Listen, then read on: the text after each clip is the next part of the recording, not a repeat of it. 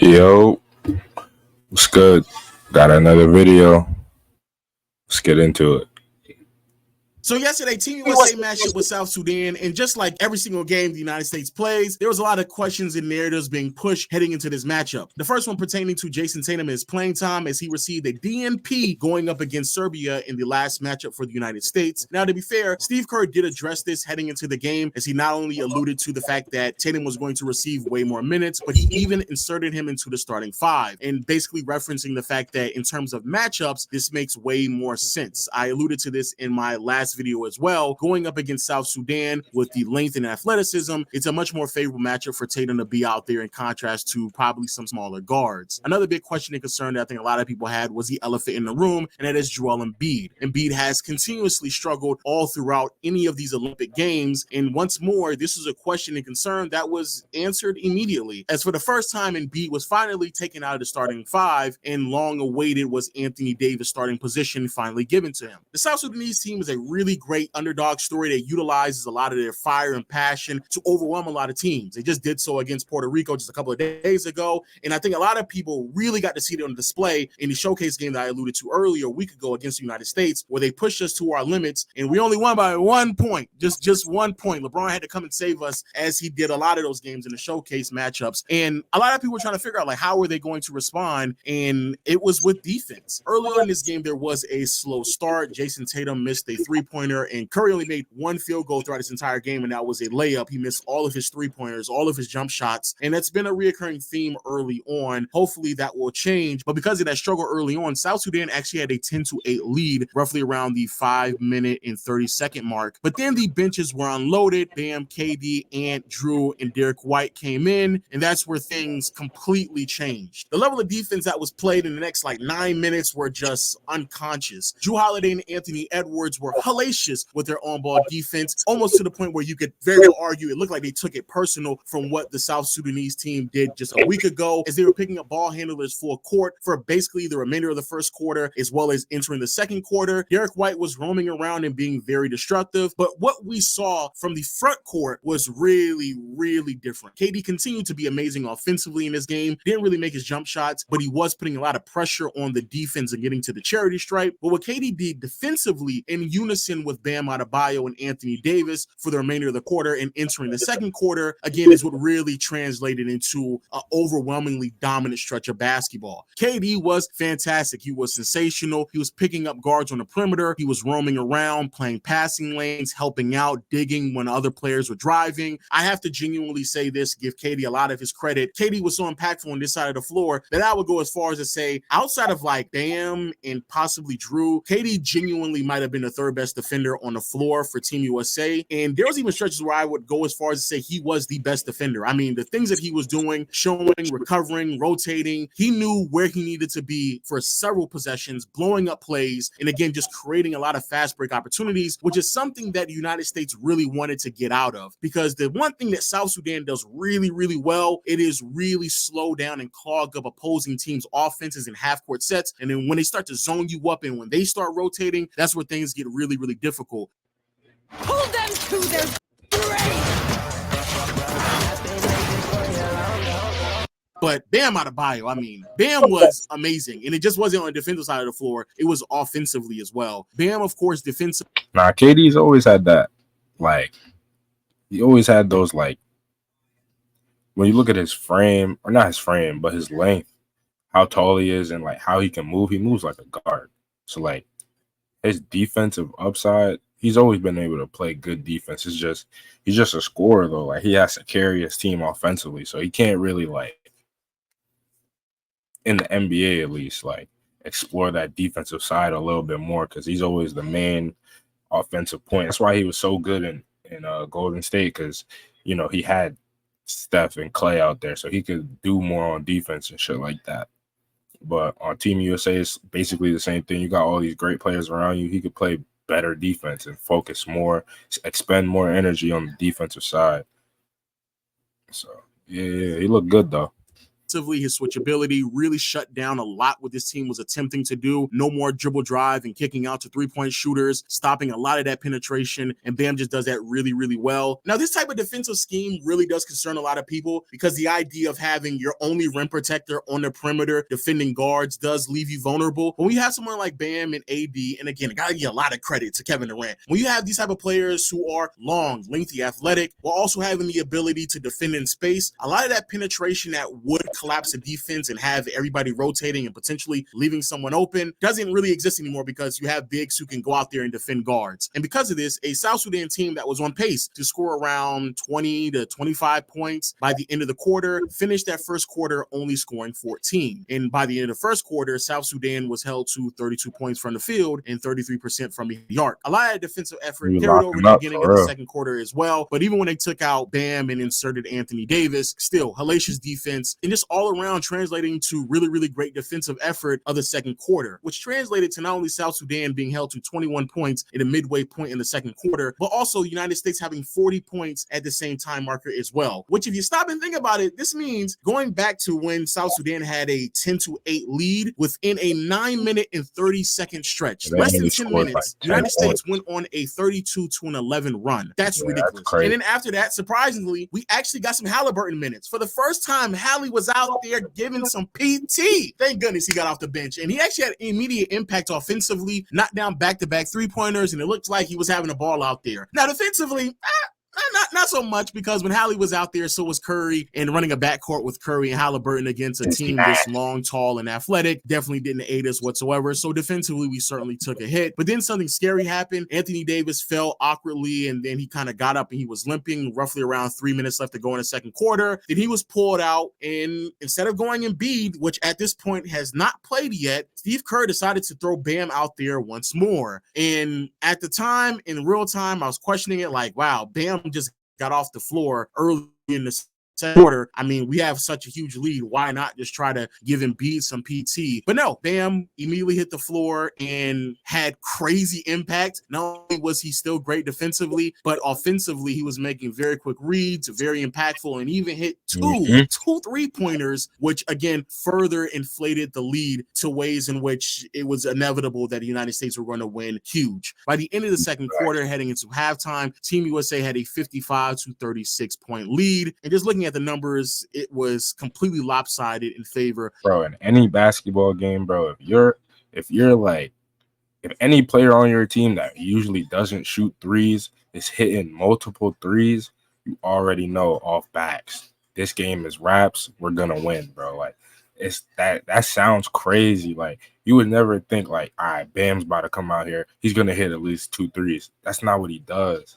Or like, other guys and shit like that. But like when like any level of basketball, when the dudes who are not supposed to be shooting threes are hitting their 3-pointers, it's gonna be a long night. Of the United States. South Sudan was shooting 37% from the field, 33% from behind the arc, and only 38% on their 2-pointers at halftime. In contrast to the United States, whose shooting splits were 54, 44, and 63. Crazy. South Sudan had 9 turnovers, while USA only had 5. But the biggest difference maker, and as I alluded to earlier in this video, were the points coming off the bench and the fast break points as well. The United States had 16 points in the fast break and had an overwhelming 40 points coming off of their bench. The bench literally outscored all of South Sudan in that first half. And that's something that literally no team in this tournament is going to be able to compete with the United States. The talent that this team has coming off the bench is so overwhelming that you genuinely and legitimately are going to lose just simply off the fact that your reserves are not going to be able to keep up with the United States reserves. So kind of tough. It's tough. And as you could probably guess, at halftime, the 2 players who really stood out was Bam and KD. Bam had actually not missed a shot, despite the fact that he attempted 2 3-pointers, and again, just really great on the defensive side of the floor. And KD, the jump shot shooting wasn't there, but getting to the free throw line and putting a lot of pressure on this team really was a difference maker offensively. And a lot of that really carried over into the third quarter as well, as we held South Sudan to only 21 points. However, the bad shooting really started to catch up to the United States as they only scored 18. But I will say this,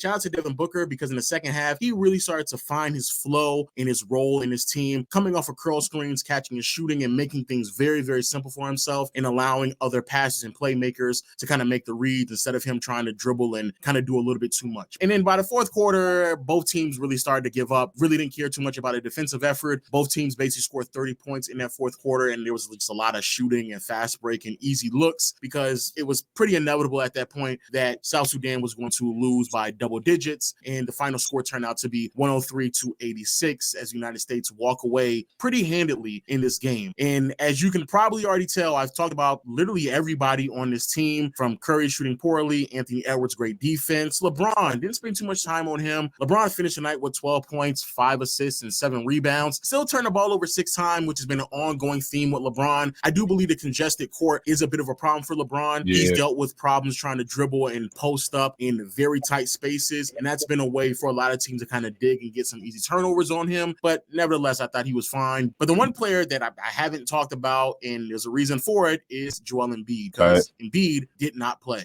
A lot of people had going into a lot of these Olympic Games because how poorly Embiid has been playing and just how bad of a fit he has been for this team, and it has resulted in him receiving a DNP. Now, there are 2 ways I can go about this. I can be nasty about it, tell you about his flaws, and just be completely disingenuous about who Joel Embiid is. And I know for a fact that's what a lot of people are going to do tomorrow, I guess today, because that's what a lot of people are doing on the timeline. Or I can do my job correctly and be fair. And that's what I'm going to do. I'm going to be fair with Joel Embiid and give you my honest opinion. And the same thing I'm going to say about Embiid. No, I feel like it's not that he's a bad fit. He has to find what he can do, because he's not going to be Sixers Joel Embiid on Team USA. Nobody's going to be the same player that they are on their other teams unless you're KD, Steph Curry, or LeBron James. Everybody except for those 3 have to find what they could do. Joel Embiid just still hasn't found what, he could bring to this team at a high level, which would keep him out on the floor type shit, which would make him get more touches and shit like that. He just has to find what he could do. He hasn't found it yet. So, he's going to struggle or whatever. And South Sudan though, I seen some clips, bro, there was just Joel Embiid is always in drop coverage. Always. He's always sagging back. And in Olympic basketball, these teams, they got bigs who could shoot. So you can't really be just sitting in the paint for real, because they're gonna shoot that shit.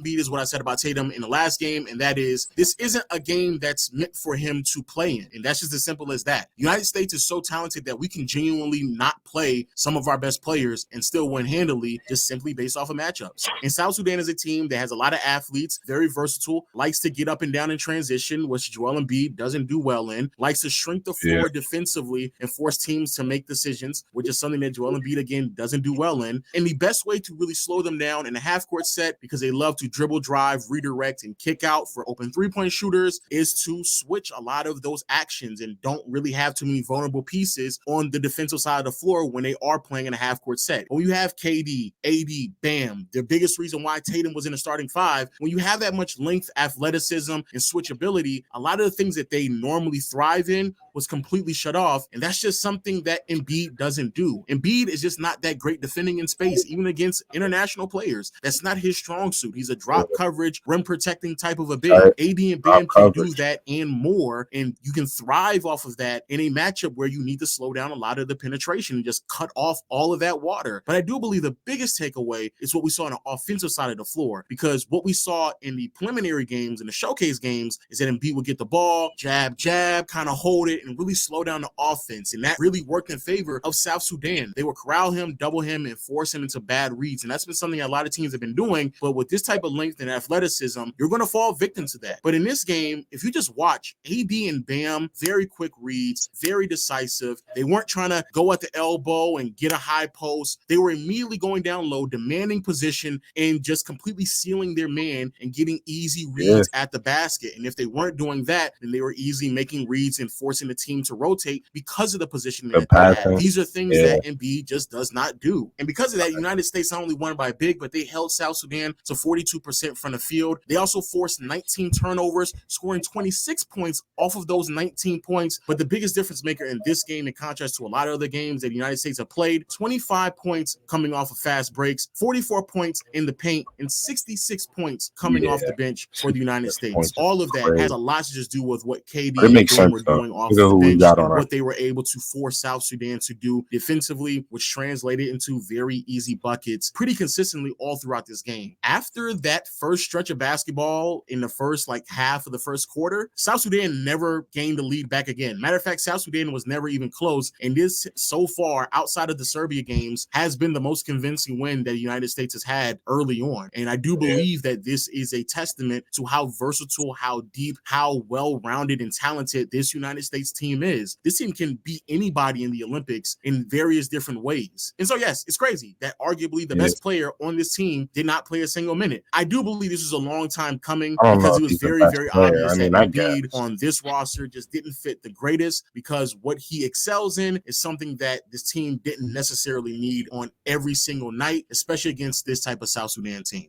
And also, it is kind of funny that Embiid was on the bench. Nah, he's a. If you watched the game and saw Embiid, he looked pissed. There's a moment we were on stream where Embiid he's pouting, and then they pan over to Steve Kerr and Ty Lue, and they just start laughing. It's a disgusting clip. But hey, man, I'm not gonna be nasty. Curry, you got to shoot better, because 1 for 9 from the field, 0 for 6 from behind the arc is ridiculous. Tatum still has not made a 3-pointer yet in the showcase games, nor in any Olympic game either. That's concerning. Bam finished with 18 points and 7 rebounds, only missed 2 shots, and was sensational defensively. KD finished with 14 points, 8 of which came from the charity stripe. And people are not going to talk about it, but here on this channel, as much as y'all think that I don't like KD, and I read the comments, as much as y'all think I don't like KD, I give KD credit where credit is due. He's been that KD in the Twitter space thing was nasty. That was crazy though. I did not even expect KD to join, but he did. Not great video by Low. Yeah, bro. Embiid's gonna find this place. Team USA is rolling. And we looking good. I think we're gonna get gold handedly. We might see some challenges on the way, but yeah, we're gonna do it for sure. Like, comment, subscribe. About to drop another video soon. Stay tuned.